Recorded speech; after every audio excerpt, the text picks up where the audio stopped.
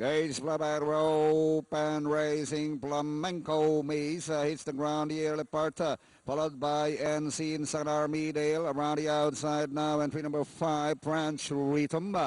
And passing the winning post, Flamenco Maze NC Blind Date on the outside. French Rhythm running by the Willis Army Dale.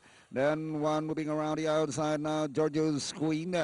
And going along for the first turn, Flamenco Maze leads Balanka, followed now by Blind Date, and running by the wheel third NC, then followed by Army Dale, Georgia's Queen. Next on line now is entry number 3, that's Hustling.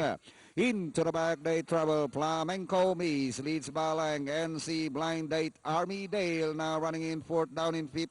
Georgia's Queen, the next on line, Hustling French Rhythm, while Zangano is running in the tail of the field.